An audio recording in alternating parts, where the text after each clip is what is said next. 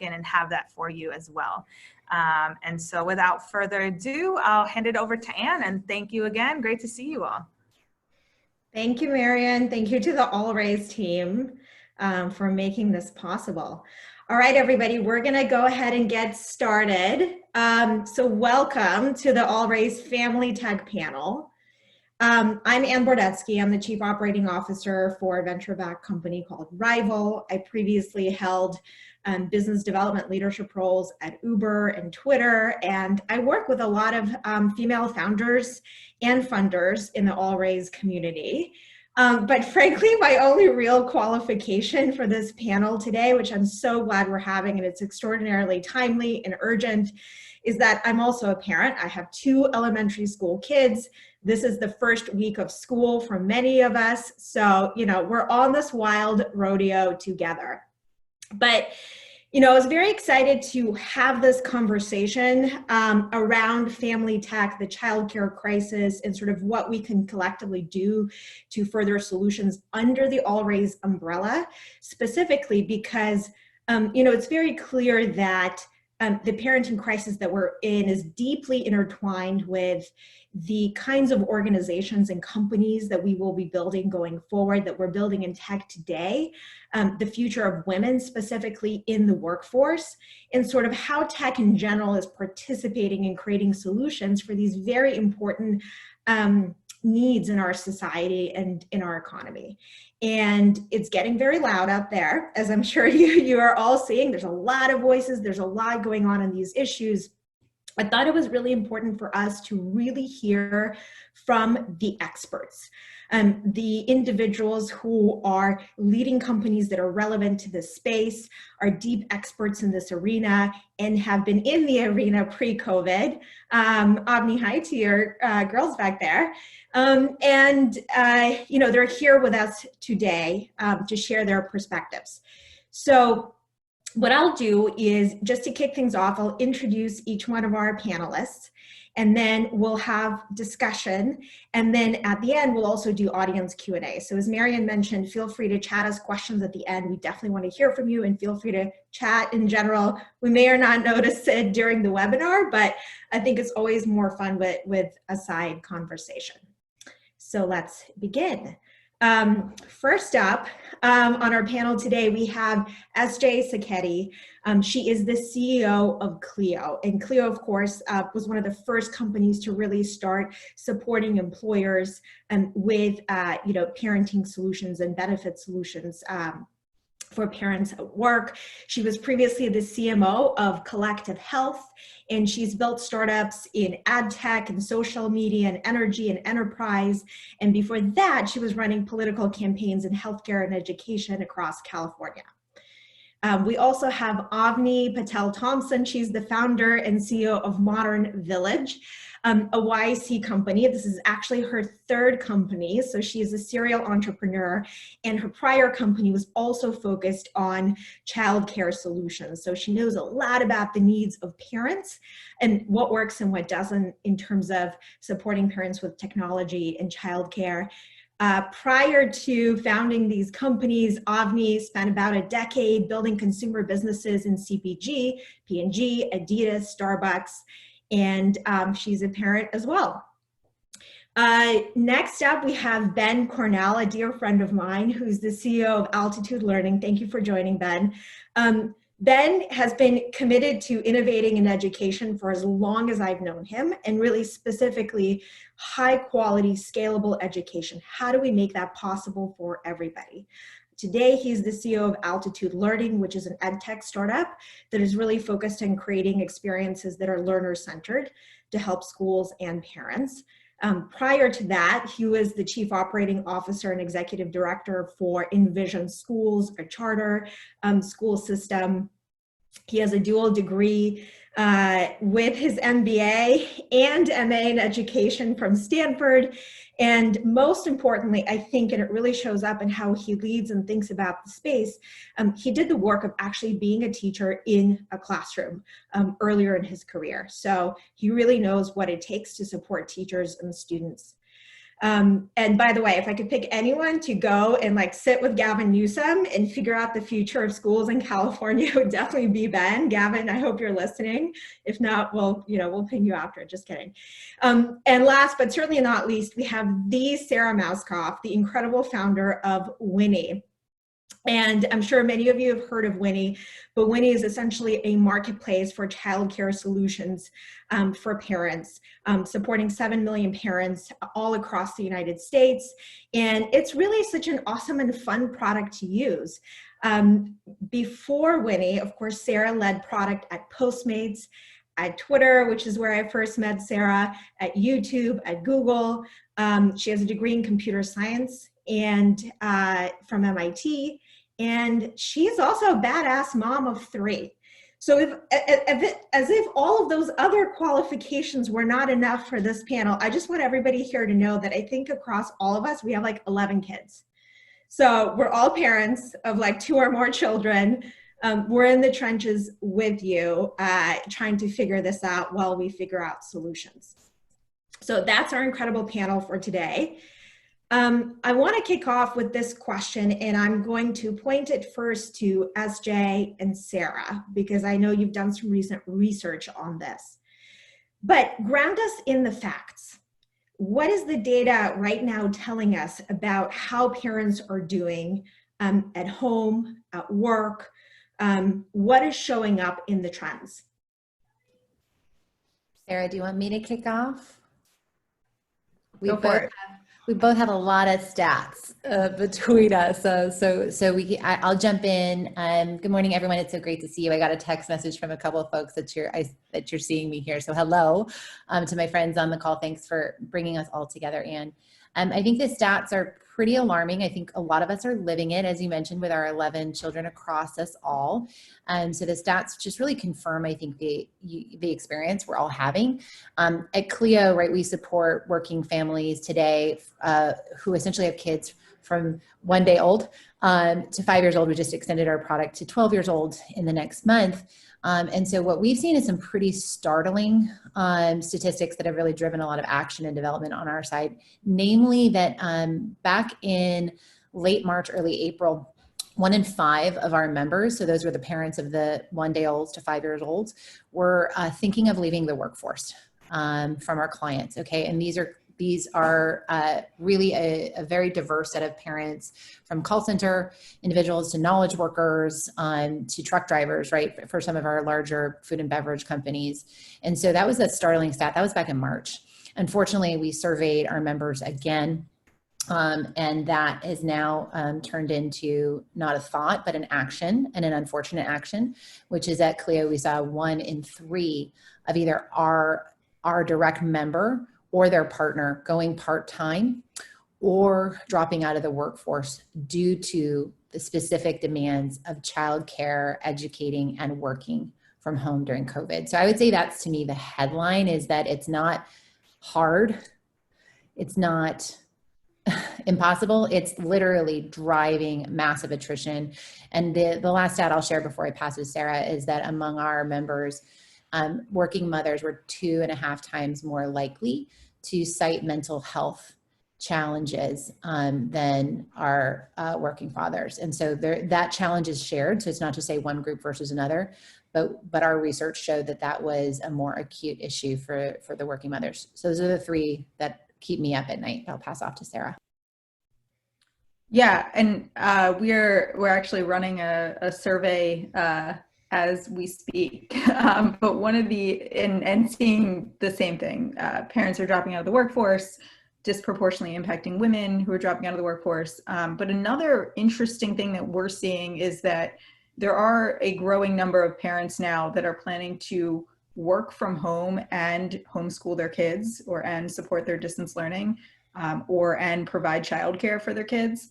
And I think this is something that either employers don't realize is happening, or they don't care, or they don't know what to do about it. But that's gotta not be great for employers if you have your employees who are intending to work and provide childcare and be a teacher at the same time. It's just not all that sustainable. And I can't imagine those employees are able to give their all if they're doing all these other things at the same time.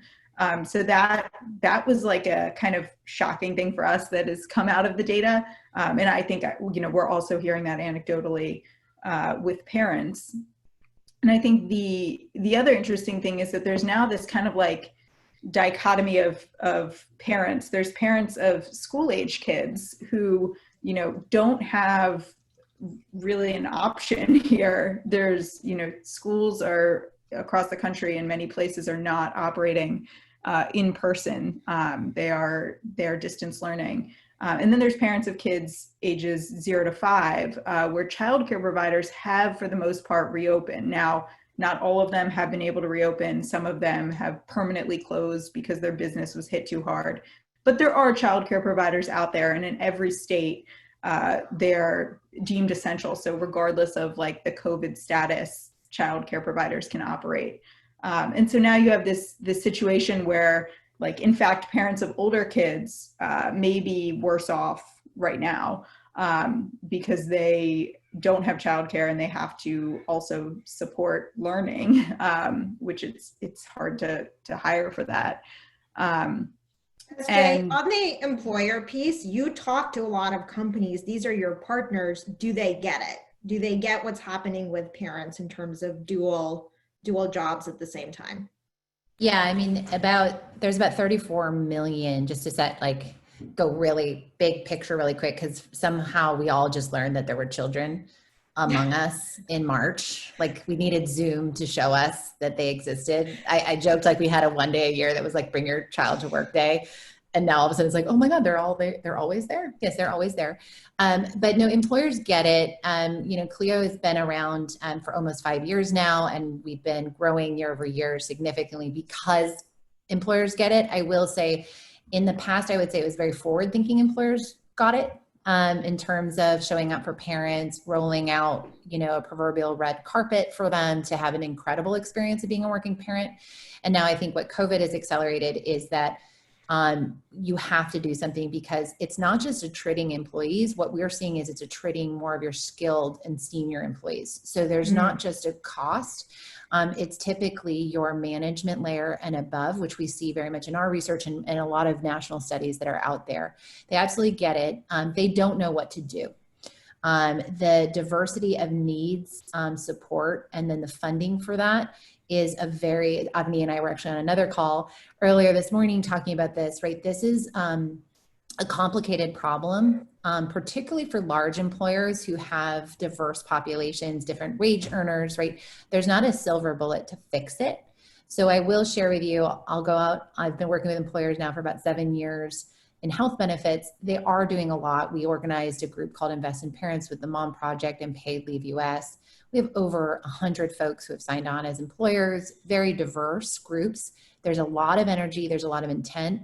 They're adopting new solutions, but the scale of the problem is enormous. And I will share with you, it's also been one of those problems that I've seen for employers where it keeps getting worse. And so, I think many of us thought through the summer months we'd get through this and we'd be going back to school. And now what we're seeing is kind of these continual rollbacks and new surprises. So I do think it's confounding to many employers, and there is starting to be a have and have nots of employers that even have the budgets to do something. So those are some of the trends I'm seeing, but we actually have been seeing increased adoption. I think it's why a lot of companies are growing in this space, which is really exciting. Certainly at Clio, but I think we are seeing employers vote with their dollars to work on this problem. SJ, we're definitely going to put you on the spot a little bit later in this conversation on specifically what CEOs and employers can do right now. We're going to give them marching orders at the end. I think it's something we don't talk. To me, this is always the elephant in the room, having led companies and led teams. Like, the parents are the people that the rest of your company, chances are relying on, right? There are so many employees relying on parents as managers, as leaders. If they're not feeling supported, if they're not able to manage, it fundamentally alters the fabric of your organization, right? And the future of your business. So it's not just about being nice to parents because, they're in survival mode. It's about actually helping yourself and your company. Avni, I want to come back to you in a minute to hear the parents' perspective. But first, Ben, do you want to jump in and tell us, like, from the educator and school side of this equation, like, what are the key trends and data points that you're seeing? Yeah, it's so great to be on the panel with everyone. Education has transformed in 3 months more than it has in like 100 years. And I think I want to give a shout out to all the educators out there, and especially educator parents who are navigating uncharted territory. And they're doing it with grace and courage and compassion for kids. I think what we're seeing in the education space is 2 different responses. One response is hunker down and let's just try to get through it and hope things go back to normal. And what we see with that response is they're trying to substitute what normally would happen in a classroom via Zoom. And so you end up getting, the Zoom days. And there's another response, which is more of a learner-centered response, which is really, how might we take this opportunity to empower learners to drive their own learning journey? How might we reorganize the physical space, the childcare, and the interactivity of learning to make this as fulfilling, if not more fulfilling, than learning models in the past? And as somebody who cares deeply about educational equity, we have to acknowledge that our schools and systems have actually been systemically failing people for hundreds, if not 200 years. And so there's an opportunity here in the space to really reimagine what education can look like. But there's a new role for parents, and that is something that everyone is trying to figure out. The new role for parents is being much more involved and engaged in what a student's learning looks like, but also coordinating and collaborating on the physical space and on the learning experience. So a lot of what we're doing is we're supporting families to create learning pods or micro schools. These are small communities of 6 to 8 learners that come together, and the parent role might be to co-op. So some of these are parent-led, others they hire someone to come in. And what's most exciting is in some innovative schools and districts, the school and district is actually providing guides or educators. These are often people who would be a PE teacher or a para assistant, or maybe aspire to be a teacher, and they're actually using community spaces to support kids. So I think what gives us hope is a reimagining of what education can look like, such that all learners have their needs met in these micro schools or learning pods. And I see hopeful signs that it could be a tool for equity. What I think we're fearful of is that we try to slam our old factory model of, fill the kids with information, lecture at them, and push them out the door into a virtual environment where engagement just plummets, outcomes suffer, and particularly our K-3 learners who, if they don't learn how to read and they don't learn mathematical thinking, they're behind for life. California used to build prisons based off of 3rd grade reading levels. So I really do think that we're at this pivotal moment. And I hope in the discussion, one of the things we can talk about is, what does this new role for parents look like? And how can we help parents adapt and address that burden and shift it into an opportunity? Avni, over to you. You are the expert on Ben's question. What do you think about that? Yeah, so I think like a couple of pieces that building on things that folks have already said. Both SJ and Ben mentioned this in their own ways. Things were already broken. So for those of us that have been working in this space for like 5+ years, we've kind of lived in this space and we've been working to fix lots of different things. But let's be honest, like education, childcare, benefits, like all of these things in their own ways have been broken, challenged, and we've been working to make that kind of go. So now you have a situation where everything has just been like completely blown up, and the attention has been put into this space. But that it's basically complicating in the fact that like things weren't working really well even before, and now we've got complicating factors of trying to navigate what does future and forward look like. So that's sort of like one massive point that is making it really, really hard for everyone, and also for all of us like trying to manage and build companies and trying to navigate how to also help. The second point for me is that my point of view in this whole space, while my previous company, Poppy, you know, very much at the front lines of trying to figure out how do we build safety nets and backup for parents. I think that's the way in for me. Even though Poppy ended up being like, we vetted childcare providers and we matched them up with families when they had gaps in care. Really for me, it was this question of how do we build the modern day safety net for parents. And that first kind of hypothesis and experiment was around like, well, let's actually find the people in the community that we can match up. For many different reasons, that's already a very broken model where we're not paying people nearly enough that they need to, taxes, all this other kind of stuff. And so for me, Modern Village is another kick at that can, which is how do we use technology to be lightening the load that parents are carrying every day and disproportionately women are carrying. And so, you know, again, to SJ, your point about like mental health, that in its own way is like very much where I'm like playing at this point, which is what is the role of technology to lighten the burden of like the invisible load or like managing all these household things, what previously women pretty much knew to be like a very constant in their lives. Now everyone knows, partners know it, employers know it. There's nowhere to hide. It can't be invisible. It's like very much at the forefront. And so what we're digging into is what does relief look like? And I think like the other folks on this panel are doing incredible work on the very real, like in real life kind of stuff. And what I'm trying to figure out is what is the infrastructure that supports it? And so if we're talking about crazy Zoom schedules, if we're talking about handoffs of like, you've got the kids for 4 hours and I've got them, and we're talking about all these different pieces, how do we make it so we're not adding additional burden to frankly the women? Because if we've been looking at all this stuff around pandemic pods or all this kind of stuff, it's been mostly women in Facebook and WhatsApp and all this kind of stuff, adding additional burden to try to figure out how to navigate this. And so those are the things. And for what it's worth, from my point of view, a lot of these things, by the time you have school-age kids, then multiple kids, multiple schedules, a lot of this is what makes parenthood untenable for women in a way that it doesn't make it for men. And so for me, I'm very interested in upstream, how do we build that infrastructure that is even more needed right now so that we're, I don't think it's gonna, without some of these other solutions that folks are talking about, I don't think we're gonna prevent the vast number of people exiting the workforce.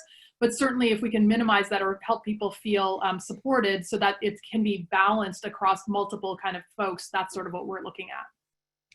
Let's actually dig into the solutions, because I think what we're all saying in a way is there's the here and now moment, which is very challenging, right? But then really it's an opportunity to deeply engage on what are the underlying systemic issues and challenges that have always existed, right? And that needed work and that needed a spotlight. And the spotlight is finally here. If we're to think of COVID not as the problem to be solved, but as a catalyst for education, for childcare, for workforce, for parents, right? What do you think, and you know, anyone can jump in to kick off the conversation. What do you think are the root cause systemic challenges to be solved? And how do you see technology, both tech products as well as startups, as sort of the engines of that innovation, having the greatest impact? Because tech can't solve everything. Just want to acknowledge that. We're humble enough to know it's not the panacea and the solution to everything, but there's a whole lot that it can do. So where do we channel that energy now?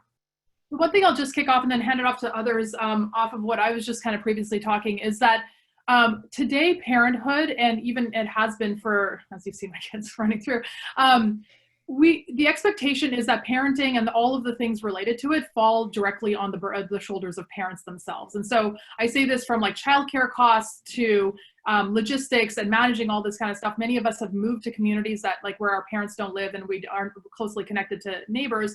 And so in other parts of the world, you've got situations where you've got countries that that the government actually steps in. So whether you're talking about Canada, Scandinavia, et cetera, that they sort of serve as that safety net or like other folks to be able to lighten that. Or you're talking about Latin America, China, India, where society kind of has a more of a collective kind of approach to this.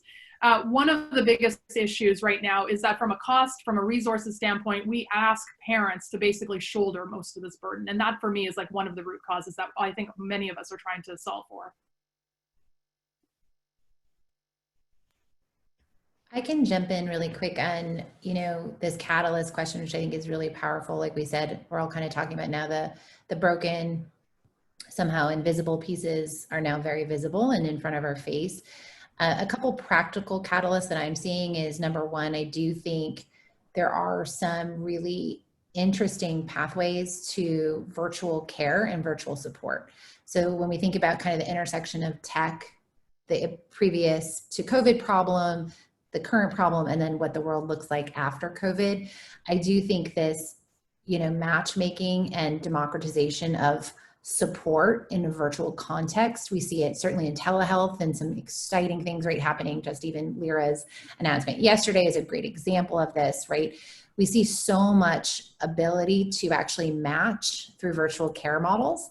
And that actually shows up in parenting support. And so that's definitely where Clio plays. And I think each of us have a piece of our business that is very much using kind of this virtual scalable platform to actually connect parents to either the care they need, the solution they need, the information they need. And that's what Clio has been doing since the beginning through our guide modality, which has always been, it's a parenting coach that you get, in your pocket.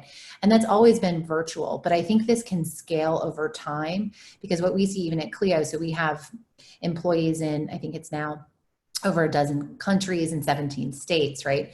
So this ability to find the right match outside of the missing village component that we've been missing for decades. Now as parents, especially in this country, I think virtual support and virtual scalable solutions can begin changing that. And I think the second catalyst is part technology and part policy infrastructure, which is, I do think you're going to see an acceleration of an adoption of these more flexible models, right? I think we're all going to see, not just because of COVID, but because of how productive employees have been, right? A decentralized model. And I know, Sarah, I think your business works really well in that area where you can find care closer to home versus what we see today, especially for large employers, right, where they're doing essentially focused center-based care in large cities. I think that's another thing that technology can help accelerate and democratize. So those are just two quick ideas.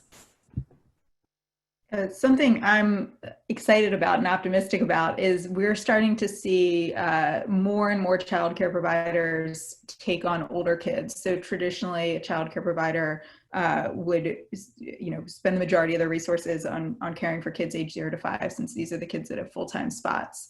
And it was sort of in the fringes with in-home providers to provide care after school and before school care for older kids, and this was not a main staple of their program. It was kind of like a thing they offered on the side, and sometimes those kids in those spots were their own kids.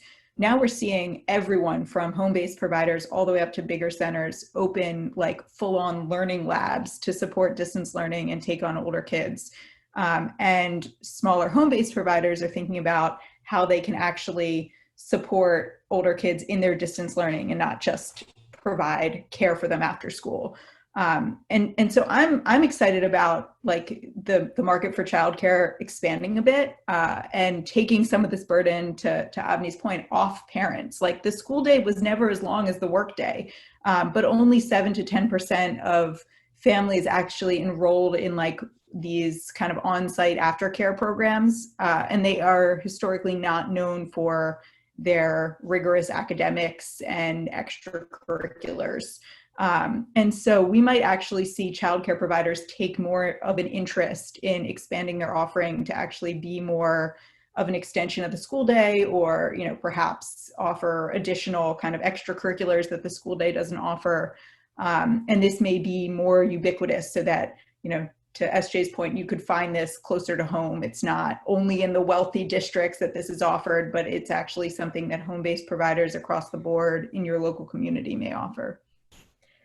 Can I just add one really important point to all of this, and one that I've been in now for years now, since my days at Collective Health. What's so fascinating about this space, no matter what tech we bring, is this is a human-based problem, and all of us on this call, I think, represent this, right?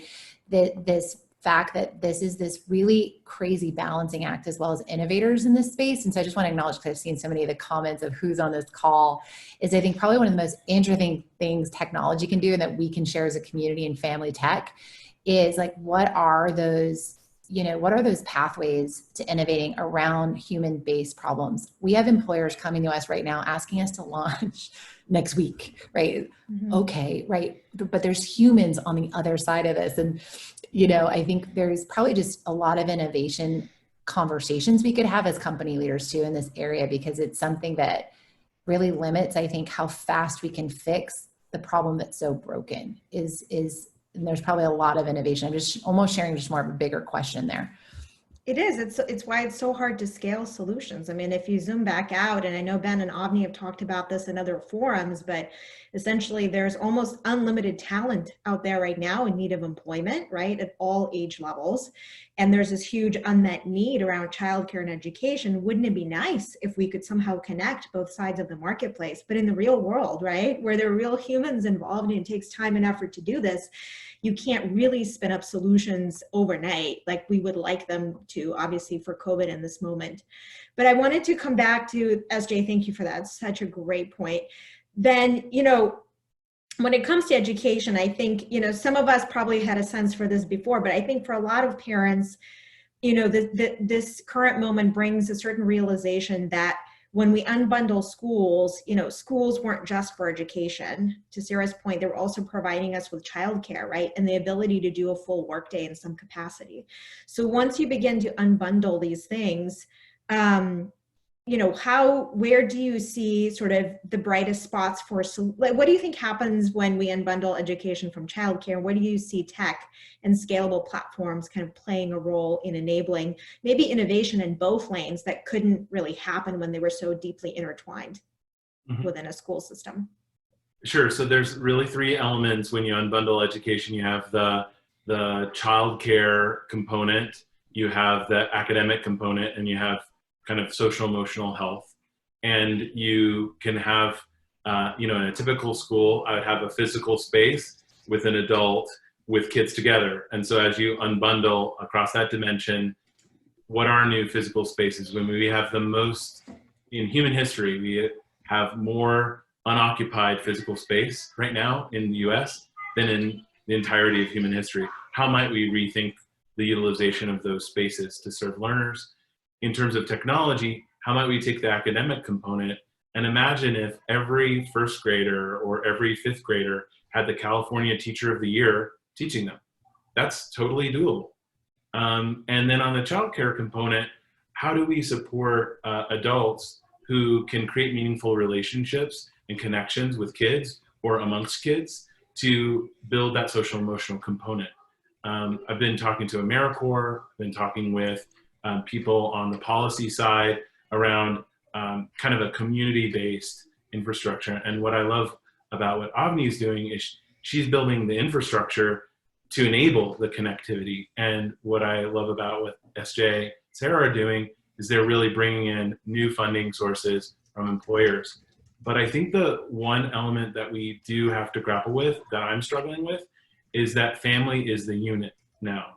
And in education, it used to be student is the unit, and for an employer, employee is the unit. But now we have this different shaped thing called family. And when I have two kids and two adults, and we're thought of as, one child is thought as a student here, and one child is thought as a student there, and one parent is thought as an employee there, and another thought of as employee there. Finding the coherence for the family unit, I think, is a new challenge for our space. And new for our space. It sounds like on that point, is the family then the organizing principle? Is the new atomic unit not the classroom, but the family? Or is it the opposite, to your earlier point of really sort of separating how we fulfill the need for great teaching, great social emotional support, physical safety? I think that's the question. And if you're looking at it from a product angle, who's my consumer? If I say it's the family, that is complicated. And, but I think that that's where the richness of this moment could catalyze a leap forward. Yeah. One thing I just want to add, so Winnie is a marketplace for childcare. We help parents find daycare and preschool and now care for their older kids as well. One thing I want to add is like, I hear a lot about like, oh, there's all these unoccupied office buildings and we could get teachers from, you know, college students and we can piece this together. Like, I just want to make sure people understand that daycare providers who are licensed and regulated, vaccinated, inspected on a regular basis have been hit hard by COVID. They've lost a significant amount of business. They are operating across the United States. You probably have a home-based provider within walking distance from your home that you don't know about. You can find them on Winnie, plug for my product. But they have capacity to take your kids right now and provide this safe space and support their distance learning. And I just like, before we spin up a million new kinds of providers, like these people are here, they're operating, they've been operating throughout COVID, they're putting their lives at risk, they make very little money, they're doing it because they love it, they love your kids, also because they need the income to survive. These are majority female run and owned businesses. Over half are women of color. Please consider supporting your local childcare provider before looking to, you know, spin up some solution in some vacant office building that's probably not inspected or safe with some unvaccinated, unlicensed college student. So on that note, I have to ask all of you, you know, the hot topic is micro schools and pods and every variation of that idea.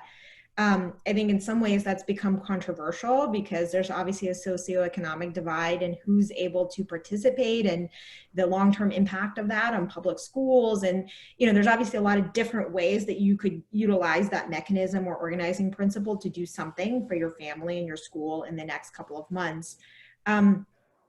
You know, what do you make of that trend? What are we to learn from that trend in terms of what we think, you know, parents or employers or even schools might be able to do in the future? Because we are taking on new roles, whether we like it or not, in the present day just to survive. I'll jump in and bridge just something really quick that Sarah just said, which I'm just want to just underscore, highlight, emphasize that point she made. Because I think there's something really important around innovating in this space, especially for employers, to acknowledge what was going on before, what's happening now, and what will happen in the future. And I think Sarah's point is also a bridge to how I'd like to kind of frame a starting point to discussing this topic, which is what will the world look like in 6 months or 8 months or 12 months, however pessimistic or optimistic you are, you pick your number. And I think the world will look more like what Sarah is talking about and exposing that there are flexible local models to support our families and children in new ways. And before, to your point, we innovate everywhere and create things that also might not exist in the future. Let's actually look at where it's similar in healthcare, but it's the same in childcare. Where is the money going? Who's paying for what? So one thing I'll share with you is I think employers are absolutely embracing this understanding, especially large employers, that there's different socioeconomic buckets and needs among their populations. And so I think what you're going to see is increased subsidies, especially, I'm just going to always talk, I'll just do private sector commercial employer on this call, that's who I'll be. And I think what you're going to see is they are moving their budgets. They are going to create subsidies to allow for what I see, which is that employers want to support what their employees need, but they don't want to be in the business of figuring that out. They want to allow them to make the choice. And that's really complicated. I've talked to some employers. What will they pay? Give us some numbers to work with. Like realistically, what are they willing to pay per employee? Totally. And this is an interesting thing. So it all depends what we're talking about. But if you look at, say, the 50,000 employee base and up, large employers, they've already built out massive daycare centers, right? They've already been subsidizing childcare in the past, but it was very monolithic. Right? It was available to you in that city. So what we're seeing is they're moving those budgets away and they're doing subsidy models. One large healthcare system here was doing as much as $100 a week for some employees to choose what they're going to do. And that's what I think you're going to see more of, is finding pathways to allowing for that choice.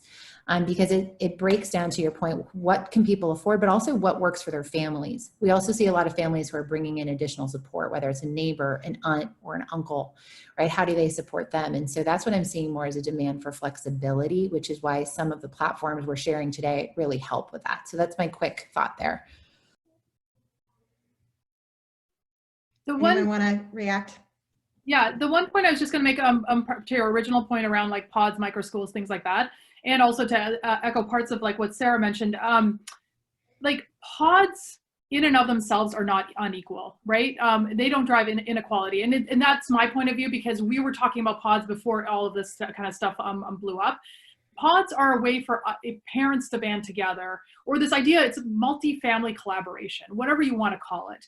It's the fact that we need to be in a place where we can be each other's safety nets. And so if I can work with one or two other families that go to my daughter's schools, and we can figure out how, you know, maybe we divvy up drop-offs, or over video doing the distance learning, whatever it might look like, the concept of multi-family collaboration should not be turned away and just like kind of like conflated with the idea then of the education part of it.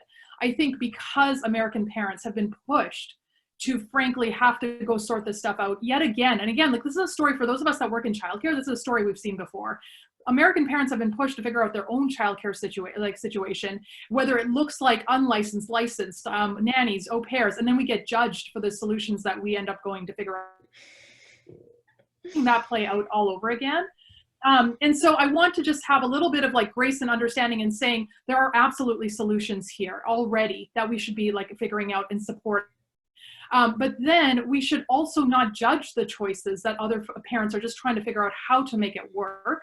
And the concept of pods or multifamily collaboration should also not be shunned, because frankly, I can't find another way that all of us are going to survive this, like my family included. 2 working parents, 2 elementary aged kids. And I do want to promote that, like the collaboration part should be promoted. Parents, go figure out what it needs to, like what you need to do to go figure it out.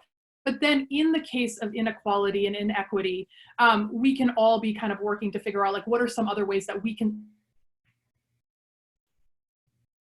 So I think that's like my biggest point on this. I'd love to add in on that.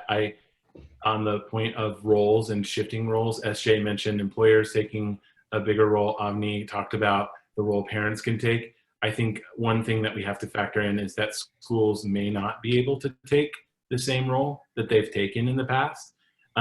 Now it's because of healthcare and because of, you know, the complexities of operating a school site, but we're likely to see pretty substantial budget cuts in the subsequent years.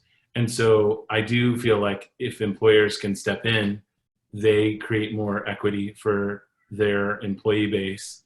And if parents are given tools to help them band together, there will be more universal access to, you know, supplemental or alternative supports, because our schools are really struggling right now.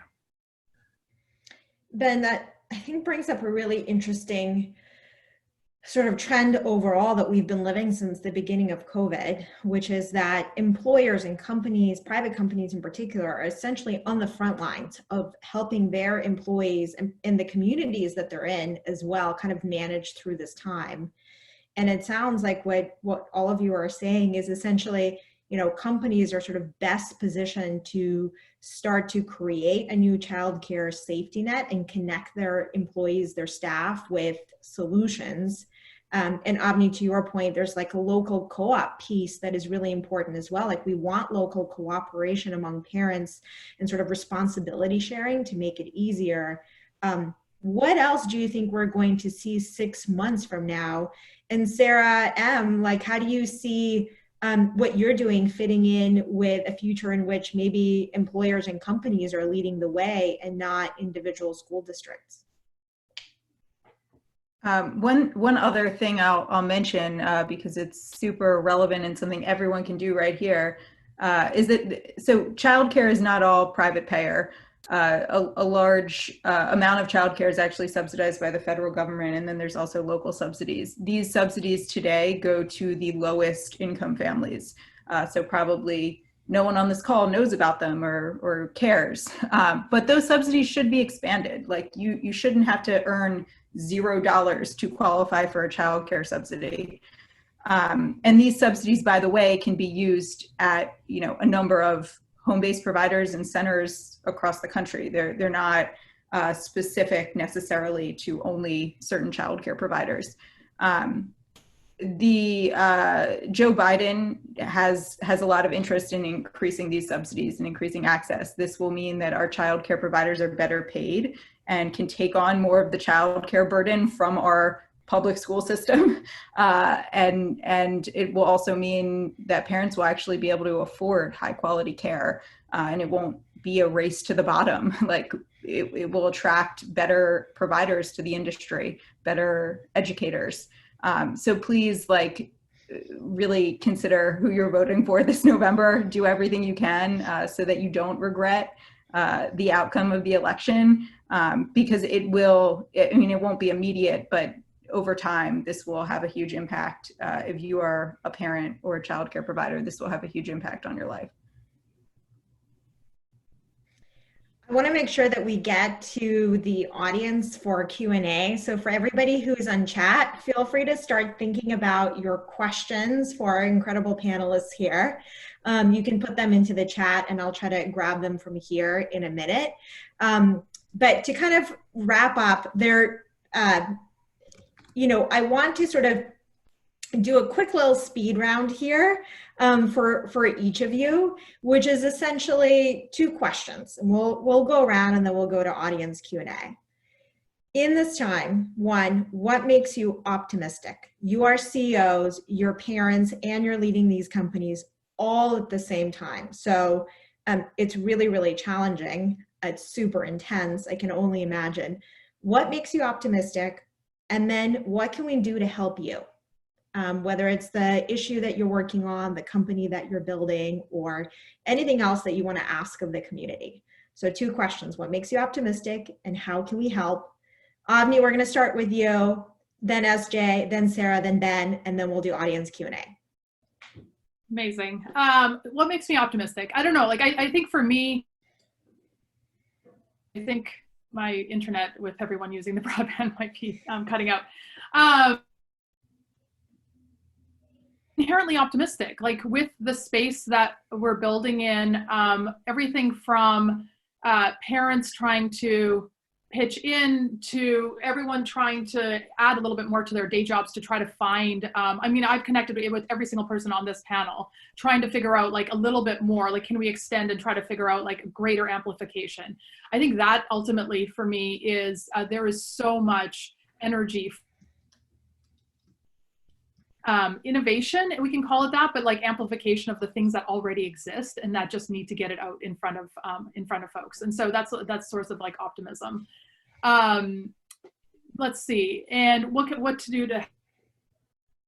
We're a lot of us that have been all in the trenches of building. It's amplification. Honestly, the stuff that we're building to be able to give every family that sort of software, that technology kind of infrastructure to manage all of this. Just to be able to kind of get it out there and working and iterating, that's the biggest thing that's on my mind, which is we're literally just trying to race to get it into the hands of people that can it can help. So as we kind of do that, just sharing each of the solutions that are kind of here to to your network, your neighborhood, all of those pieces, that's the biggest thing on my mind. I'll do 2 quick things that make me optimistic. One is that employers absolutely care, and actually a diverse set of employers care. We're growing really quickly now, and I'm obviously extremely grateful for that for many reasons. But I'm actually really grateful that there's so much innovation and that employers are paying attention and adopting new solutions very quickly. I think that's a sign of what's to come and that this issue is going to persist as a priority for employers. That's number 1. Number 2 is a personal one that makes me optimistic, which is that I became a CEO right before this crazy thing happened. And I was honestly, I have a 4- and 7-year-old. And I was terrified of that world. I had already been traveling once a week all over the country. And as I started Clio, honestly, my first 3 months were twice a week all over the country. And now I wake up every morning and have breakfast with my kids. I see them for lunch. I see them for dinner. And Cleo's doing really well. So I will share just a personal one that I do think there is something here that is going to teach us how to do our world a better service as parents. And I hope cracking that code and making it last makes me really optimistic. It's the biggest Rubik's Cube in my life, and it's one I'm really excited to hopefully keep solving. How you can help is we're hiring at Clio, hiclio.com jobs. There's some really great people listening, and I know people with great networks, so send people our way. Thanks. Love that. Thank you. Yeah, I mean, I will echo SJ's point. I'm super optimistic about the fact that we're figuring out that you don't have to travel all over and even go into an office every day to be super effective. And it's really nice. I just had a baby 5 months ago, and it's been great being home with my baby. I think that's something I wasn't able to do with my 2 other kids. And I'm also super optimistic that we're having conversations like these. It's, you know, I've been working on Winnie for 4.5 years, and I've been screaming from the rooftops about the importance of childcare and early education. I had, you know, all kinds of people come to me and be like, is this really a big market? Is it a big area? Does it matter? And now, you know, no one is debating whether childcare and education is important. We're all feeling it firsthand. Every investor, every potential employee, like everyone is feeling it because either they have kids themselves or they're hearing about it from their friends and family. So I'm super optimistic that we're going to make progress because we're finally having these You don't need any help from us? Did you have an ask? Yeah, if you need childcare, or if anyone you know needs childcare, tell them to check out winnie.com. It is free. Awesome. Ben. I'm optimistic because learners learn, and it's amazing how much our kids find ways to learn 24/7, whether they're in a formal school situation or not. And so I find my optimism in the resilience of learners and the persistence of educators who put their entire heart and soul into this work. What could help us is, you know, our biggest challenge is we get a lot of parents reaching out, but if we really want to impact all children, working in collaboration with schools is the best way for us to connect highly qualified educators with the kids who are learning at home by themselves or in pods. And so connect us with your local school. We can help them. We can help them innovate, and we can help them do it in a way that's authentic to the local community. altitudelearning.com. Awesome. Thank you all so much. You're all amazing. Okay, now we go to questions. Okay, so first question, rhetorical question. I'll just mention this. We're not actually going to answer it, but I'll call it a, can Slack handle the 23.5 million working moms out there who need to organize all of this? Maybe, perhaps. First real question. You know, going back to SJ's point around sort of employers, but I think this is a question really for you as company builders as well. If enterprises are leading, right, and as your own employees are experiencing the challenges of managing during this time, like how does that impact your go-to-market for the products that you're building? Are you considering pivots? Are you focusing more on employers? I think the question around is, how is an employer first future impacting your go-to-market for your companies? I can start. I mean, like we're literally just launching, and we're like much earlier than the rest of you guys for this product. But how that's changed for us is that that's the way we've been building it. But with the amount of inbound from employers, that for us just opens up another opportunity where, like, I do have the point of view that I think of this type of help. But from a product building standpoint, we've been explicitly focused on making sure that the product really serves the people that they're going to be using. And so for us, the go-to-market strategy, it's sort of like an and in this time, which is we're doing what we've always thought we were going to be doing. But with the inbound that we're getting, we're basically trying to see like how, if we can broaden that reach of through employers where they cover it. For us, we've always been employer direct, not direct to consumer. And it's been a massive time of, I would say the market is pushing and pushing and pushing for more. So I think one of the things the employer market wants is one stop. They don't want 45 contracts. They want 45 solutions, by the way. But getting through contract to contract, procurement, they're really fun, by the way, is a huge lift for both the employer and the especially startup. And so I think what we're seeing is just a push for more partnerships, and it's been awesome. I mean, many of us on the call are working together in one way or another. And I think that's probably one of the most interesting things around go-to-market is I think there's been this immediate kind of magnet matching with like-minded leaders and companies to essentially team up to really both get scale as well as address so many of the whack-a-mole problems that we're all seeing. One more question. I think this came up earlier in the chat, but it was really around the question of funding for childcare. A couple of you spoke about this. So the question is, is in terms of school budgets, right, and the decline in school budgets, what's happening there? Is there an opportunity to redirect funding to sort of private childcare or employer childcare? And to Sarah's earlier point around, we just need more. I mean, where can that funding come from?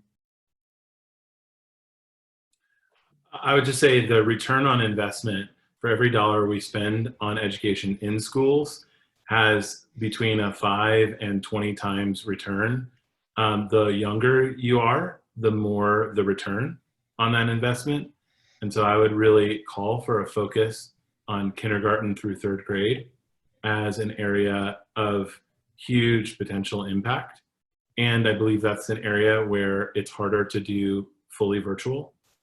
And in terms of the opportunities for childcare providers or others, I would hope that that could be done in coordination rather than in competition with the current schools. Ultimately, this is a team sport, and Avni and others are creating solutions that allow us to collaborate across schools. So that, Avni, you've given me a new bit of hope today. Yeah, and most of the childcare subsidy funding comes actually from the federal government childcare block development grant. I mean, if we can find not in competition with public schools. I have to believe we can find some more money for childcare. Okay, we've got 2 more minutes and one more question, and then we'll wrap. The question is anyone working on something that is for families who have both kids and elderly family members to take care of? I can jump in. There's a lot of amazing companies doing elder care caregiving support that both have direct to consumer and employer focus. At Clio, we do an end-to-end platform, and so we actually connect. So we don't service that part of the population, but we essentially connect. So an employer would actually have that within their Clio ecosystem. So that they can have the one place for families to go. And there's awesome stuff happening there that's really important right now for that sandwich generation, but also just for how much is happening for folks who can't have elder care support. So that's what's happening at Clio there. Avni, anything you want to add to that one? No, I was just going to echo that. Like, I think most from like direct companies are either working on like the childcare piece or the elder care, and then I think there's other ways where that can be stitched together in a really great end-to-end kind of solution. But SJ already mentioned it, so you can check out from anything from like companionship to like actually providing care providers, like all that kind of stuff. There's lots of exciting stuff happening in elder care as well. There's one more question. I'll throw it out there, but I think maybe we should address this post-webinar, maybe on Twitter. I'm sure people would be interested in reading this. If any one of you would like to publish this kind of list and share it out, and we can circulate it. The question is, are there any good lists of marketplaces for tech tools to support working moms to engage their kids at home? And is there a list of the new remote ed tech options that are becoming available, and how credible or effective they are. So good opportunity for a listicle. So just to wrap up, I want to say thank you so much to all of our participants. You guys have been so engaged on chat. It's been awesome to watch. This is one of the best and most engaged webinars I've done for sure. Thank you to our incredible panelists. I'm just so excited for you, all of you and your companies, to get the spotlight that you deserve in this moment for the important work that you're doing. And I wish you a lot of success. And I want to say thank you to the All Raise team, Marian in particular, but also Alicia and Steffi for helping to organize this webinar, and to Pam Koska for so enthusiastically supporting it. We love All Raise and we appreciate you putting this together. Thank you, everybody. You can find us on Twitter, via DMs, on LinkedIn, whatever works. Thanks for joining. We'll talk to you soon. Bye. Thank you.